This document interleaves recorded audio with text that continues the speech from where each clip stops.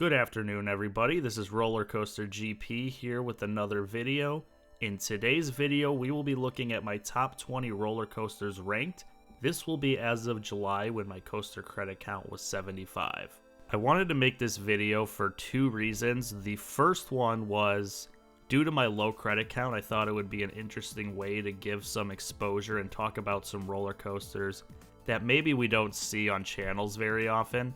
The other reason was due to my low credit count to see how these rankings would change over time as I add more and more credits and go to more and more parks.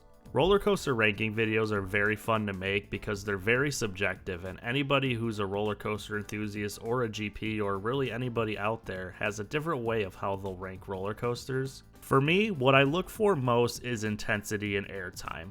After that comes ride length. So therefore, there might be a ride that is maybe really intense but isn't as long as another ride that maybe has moderate intensity. Think of B&M Hyper versus maybe a shorter RMC in that case. Another thing I do look for that's pretty high on my list is variety. I do like rides that are unique or maybe provide a unique experience. I also do like rides that are weird. I do embrace the weirdness for sure. Anything that's redundant, that doesn't necessarily mean it's a bad ride, just maybe means I don't rank it as high. For example, Intimidator at Carowinds with just the endless airtime hills. Yes, a B&M Hyper you can never go wrong with, but also there's not really much variety to the layout, so that's definitely something that would hurt it in my opinion. Other things I take into consideration that I don't weight as much is roughness. I do know certain rides like wooden roller coasters, I think the roughness adds some charm to it as long as it's not unbearably rough. Restraints are also important somewhat, but I tend to fit fine in any sort of restraint and don't really care about that as much. And theming. I don't really expect roller coasters to be themed very well, but if there are two roller coasters that are very similar in my rankings and it came down to that, I would consider theming as a sort of tiebreaker. Without further ado, here is my list of my top 20 roller coasters. Coming in first at the list at number 20, we have Intimidator at Carowinds, aka the roller coaster I just brought up about a minute ago. This is a B&M Hyper coaster, which I do enjoy a lot. However, I rode this and didn't really get the best airtime. I also rode it in the back row and was expecting a little more from it. This ride also is pretty redundant with the endless airtime hills, which are enjoyable on a B&M Hyper, but I do wish this roller coaster had a little more variety. My visit to Carowinds, I did only ride this once. The reason for that was because I had a fast pass and it was a station wait for Fury every single time, so I just decided to marathon that the whole time. But I do think the next time I do get to Carowinds that I will have a better experience on this ride and probably rank it a little higher than I have currently. On to number 19, we are staying in the same park and going to the other side of the park. This is Copperhead Strike at Carowinds. Very enjoyable ride overall. Here's an example of something that's maybe not as intense as Intimidator, but there's a lot more variety to it. The JoJo roll out of the station is fantastic and a great introduction to the ride. While the launches are not very forceful, I do think they get you up to a good speed, and I do enjoy the second launch that kind of puts you over that small airtime bump into the second half of the ride. Overall, this ride has some decent airtime, great lateral and positive G-forces, and is overall a very smooth ride, which makes it very re-rideable. This is a great fit for Carowinds and definitely a ride I look forward to doing again on my next visit. On to number 18, we go to my former home park growing up in the Chicagoland area. That is Max Force at Six Flags Great America. On my most recent visit, I only did get one ride on this, but man, was it a good one. That launch is no joke. It's very forceful, it's very powerful, and overall that makes this ride pretty highly ranked for me just on its own. I did gray out getting to the top from the launch. The rest of the ride really isn't anything special in a way and is obviously very short like a lot of other rides at Six Flags Great America, but just for the launch alone, for that power, it's definitely in here at my rankings and sits at number 18. Moving on to number 17, we have our first clone. This is Goliath at Six Flags Fiesta Texas, which means that one spot above it at number 16 is Batman the Ride at Six Flags Great America. Now, I know people like to make fun of this roller coaster because it's a clone and haha, that's funny and stuff. But at the end of the day, this ride was cloned for a reason, and that's because it's a very forceful, very fast, and very intense roller coaster. This is one of those rides that is very short, but only because it flies through its layout so quickly, which makes it very intense and really makes it rank highly here for me. I did put the Batman at Six Flags Great America above Goliath just because, yeah, that's my home park growing up, so there's a little bit of bias there. Other than that, not much to say about these rides. They are very fun, and it's one of those roller coasters that any amusement or theme park in the country would love to have in the roller coaster lineup. One spot above these B&M inverts at number 15 is another B&M invert. We're going back to Carowinds with Afterburn. There's not much I could say about this ride that I haven't already said about Batman and Goliath, but I think this ride just does everything that I said about those two coasters a little bit better. I think this ride just feels faster, it's a tad more intense, and I think the elements are just better executed and way more whippy. It feels like you're just flying through this roller coaster, plus you get a scenic view of the parking lot, which none of those other B&Ms could really offer. So, like I said, not much more I can say about this that I haven't said about the others. I think this is just a better version of those two rides.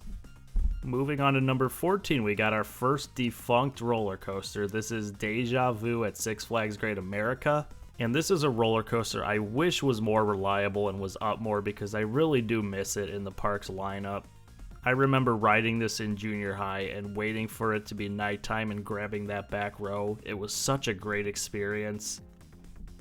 Slowly going up that vertical spike backwards while leaning against your restraint was such a great experience. The ride was ridiculously intense, ridiculously fast, wasn't too rough. It's just a shame that it couldn't stay reliable. I do hope someday to get up there to Silverwood and get to ride it again and relive that memory. Obviously, there's not too much to this ride, it's just a boomerang, but at the end of the day, it's a very intense boomerang, and it's just a great ride experience every single time I got on it. At number 13, we go to my former home park because Lost Island just had to open their own theme park close to me. This is the Monster at Adventureland. If this was a ranking list of the best roller coasters to take pictures and video of, this would be number 1 by a landslide. This ride, you can just see the entire thing. It's right smack dab in the middle of the park. You can film it from any angle. And that green track with the grayish supports, this just looks awesome every single time, and it's just almost sometimes more fun to watch than actually get on. This ride has a lot of good things going for it. Beyond vertical drop at 130 feet, super intense, super unique elements. You get a good mix of airtime, a good mix of hang time. Every element on this ride is different and every element works. This is also one of the only roller coasters where the brake trim is actually a good thing, as it helps you on that last element before the brake run. Overall, this ride is also butter smooth, which makes this a roller coaster that you can just marathon all day, which I highly recommend because the rest of the roller coaster lineup at Adventureland is lacking a bit. But overall, this roller coaster by itself is worth a trip out to Iowa. On to number 12, and we head up to Minnesota and Valley Fair. This is Renegade, the GCI Woody. I didn't know what to expect from this roller coaster, but wow, did it deliver on everything. This is a roller coaster I would highly recommend not watching the POV prior to riding, because I rode in the back row on my first ride and did not realize what that first drop did. You bank slightly to the right and then whip to the left, and you just get whipped to the other side of your seat. It is a great moment. This ride was absolutely flying through its layout the day I was at Valley Fair. Every element connected. I was just getting whipped from side to side. The airtime hills, it felt like I was out of my seat for seconds at times. And overall, this ride was just very intense. And really, there's nothing bad I can say about it. I think it delivered on exactly its intention. On to number 11, we have a roller coaster that hopefully is not going to become defunct in the future. This is Top Thrill Dragster at Cedar Point. It is worth noting that there's going to be a lot more Cedar Point roller coasters on this list, and I last attended this park in 2007, so a lot of these opinions and rankings are going to be based on my junior high recollection of it, so it may not be entirely reliable, and I do anticipate these rankings shifting around maybe more rapidly than others due to the long amount of time since I was last at this park. Anyways, back to Top Thrill Dragster. Yes, it's a very short ride, but it's probably one of the most intense roller coasters you're ever going to ride. 120-mile launch, incredible. There's really no way to describe it. Launched up that 420-foot top hat, going down at a 90-degree angle, twisting to the bottom, just unreal. Very short ride, but definitely an experience that you'll never forget once you go through it. I do think the Dragster theme does add a little bit of a bonus, I think, to the ride experience as well, and what a perfect way to theme a roller coaster like this. I really, really hope Cedar Fair is able to keep this roller coaster around. I think it's just so nostalgic for a lot of people, and I think it's one of those roller coasters that growing up was the one I always looked at as, if I can ride that roller coaster, I can ride anything, and I think there's a lot of people out there who probably have that same thought that I do. Moving on to the top 10 now, we are going to stay in Cedar Point, located in the unfortunately named city of Sandusky, Ohio. That's a joke. Did you get that one? It's a play on words. We like to have fun here. This is Raptor, my top B&M invert in my rankings. This roller coaster is a lot larger in scale and land compared to the Batman clones as well as Afterburn, but I think it is very similar, if not even better, in intensity.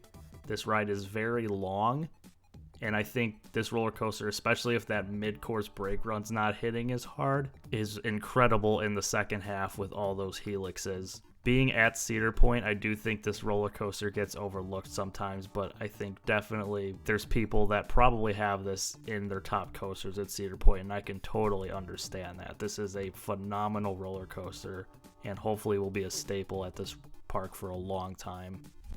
At number 9 is probably the most ridden roller coaster on this list for me. This is Raging Bull at Six Flags Great America. And it's a little sad for me because this used to be my number 1 roller coaster until a certain other RMC roller coaster came to the park. But still, I do have a soft spot for this roller coaster. Growing up in the Chicagoland area, not being 54 inches, this was always the roller coaster you couldn't wait to hit that height mark so you can get on. Not have to settle for Viper and American Eagle and Demon. This is probably one of the most polarizing roller coasters in the world. There's people that really hate it, or some that put it pretty highly in their rankings. I would say I'm in the middle. I do think this is one of those roller coasters that you have to ride the back row in to get that experience off that first drop, which is tremendous. Probably one of the best first drops you're ever going to be on. It really makes me wish that B&M would put more of those pre-drops on any future roller coasters that they make. Despite that great first drop, there are some elements on this ride that really don't hit very well. I do think the turnaround after the first drop's a little soft. The Airtime hill after that with the trim doesn't really do much, as well as that wave turny thing, whatever they're trying to do after that one. I do think the ride does pick up though in the second half. The drop off the mid-course is awesome. I think that Airtime hill after the drop off the mid-course is great as well, and I do love that helix section at the end. I think that's a very unique and effective way to conclude a B&M Hyper Twister coaster. But overall, like I said, there's people who rank this very high, some that say it's the worst thing ever. I sit in the middle, and I will always love this ride and look forward to riding it every time I get to Gurnee. At number 8, we head down to San Antonio and Fiesta, Texas. This is Iron Rattler, the RMC coaster. This ride is pretty much the usual RMC. Great first drop. I love how it turns halfway out. It just makes it phenomenal. My favorite moment on this ride, though, has to be the drop into the tunnel off the quarry wall. That is probably an all-time moment for me on a roller coaster, and it's definitely one you got to put your hands up for to get the full experience. I did anticipate this ride being a little higher on my rankings, but I think the part on the quarry wall as it kind of crawls and loses its speed, I think takes away from it a little bit. I think if they did something different here and kept the intensity going, this could easily be towards my number 1, but still, even despite that, this is still a world-class roller coaster and one I highly recommend you get on and experience. At number 7, we have the roller coaster that dethroned Raging Bull. This is Goliath at Six Flags Great America. I was going back and forth for a while between if I liked this or Iron Rattler better. While I do think Iron Rattler has the best moment of the two with that dive off the quarry wall, I do think Goliath overall is more consistent and has better pacing overall. There are people out there who think that this is one of the lower ranked RMCs, and I could not disagree more. I do think it's a short ride, but its pacing is phenomenal. Every element is effective. There's great variety, and really there's nothing else I could say. I think it's the best ride in the park. At number 6 is my number 1 roller coaster when I was 12 years old. This is Millennium Force at Cedar Point. It's been funny watching people rank or review this ride because I feel like it was commonly decided that it was overrated, but then I feel like people were overrating it so much that it became underrated. Still, this ranks so high because you can't go wrong with a 310-foot drop at a 90-degree angle. I do wish this ride had a little more intense airtime, but I do love the banking going really fast with that low to the ground turns. I do love the hill by the station as you come into the finish. This is a roller coaster that definitely could have had more done with it, but just based on that first drop and those low to the ground moments, that's really all it needs to rank this high on the list for me. Coming in at number 5, we're going to stay at Cedar Point. This is Maverick. The year Maverick opened was actually the last year I attended Cedar Point, and I remember I went there with my dad and we first drove on the peninsula and looked at it, and he was pretty upset, being like, that's really the new coaster they got. He was expecting like another 300-foot monstrosity, and because of Maverick's small stature, he didn't really think it was going to be a good ride, and back then I thought height and speed was all that mattered, so I kind of had the same opinion. But after we got off it, it was funny. I wanted to go ride something else, but my dad wanted to get right on it again, so we did. This ride genuinely shocked me the first time riding it, and I think really broke that conditioning that a roller coaster had to be tall and fast for it to be good. I love the first drop at the beyond vertical angle. I love the turns as you get to the first airtime hill. The inversions are okay. I don't think they're as effective as the other parts of the ride. The launch is great. My favorite moment of the ride is that bank turn under the first drop. The amount of forces on that element is absolutely incredible. Followed up by that second bank turn into that airtime hill as you come into the finish. It's such a great finale to such a great roller coaster. I can't wait to get back to Cedar Point to see if I rank it as highly as I currently do right now. At number 4, we're going to move on to Cedar Point again. This is Magnum XL 200, my number 1 roller coaster in the park. While it's not the tallest and fastest roller coaster at the park, I think it's the most consistent.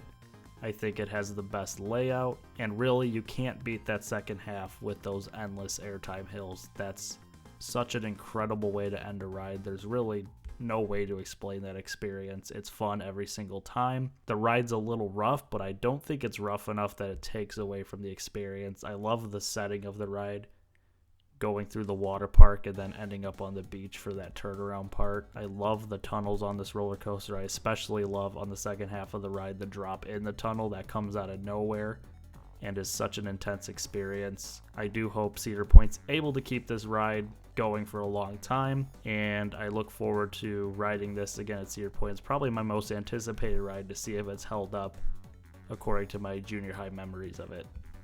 We now move on to the top 3, and we're finally going to get out of Ohio and go back down to Texas. This is Wonder Woman Golden Lasso at Six Flags Fiesta, Texas.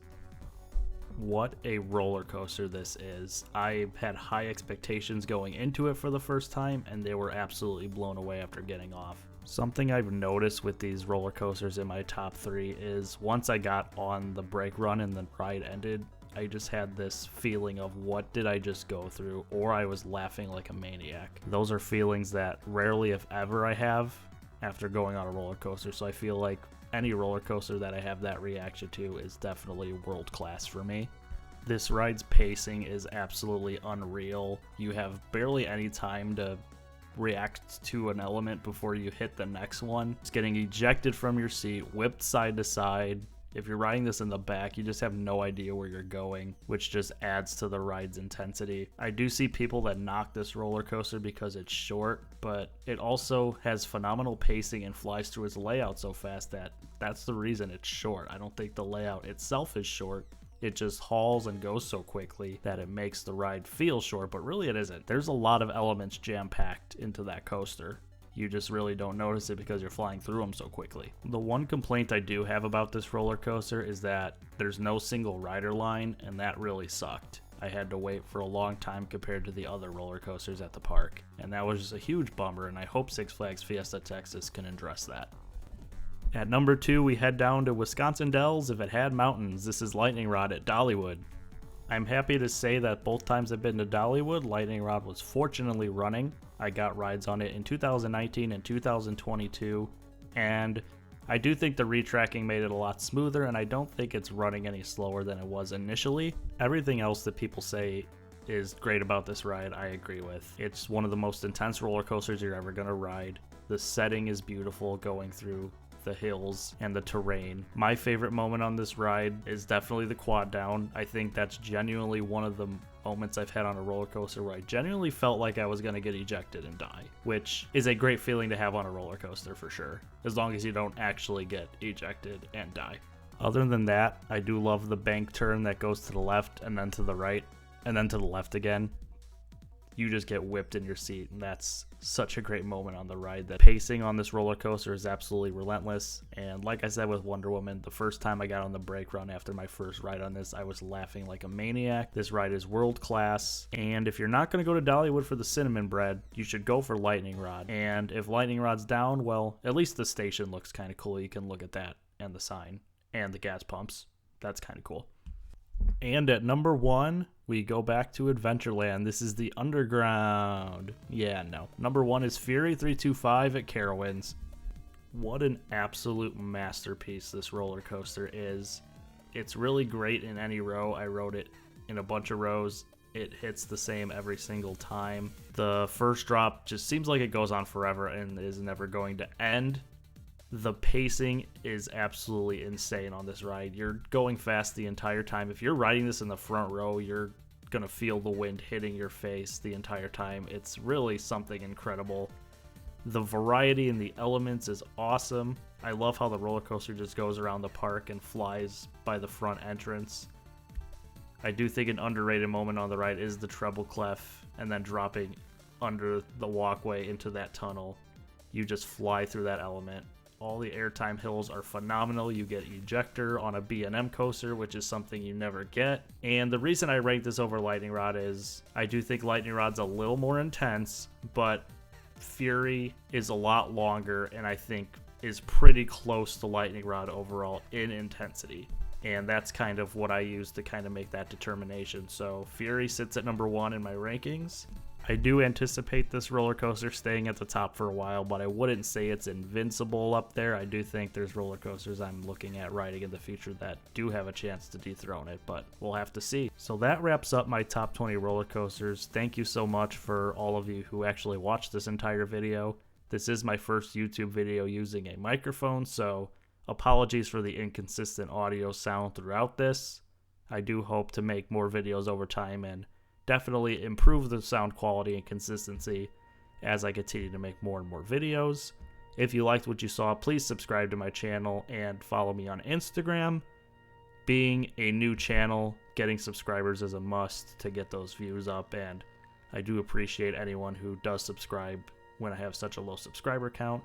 You guys are the real MVPs, and I will never thank you enough for, taking the chance on such a young and new YouTube channel. Thank you, and have a good rest of your day.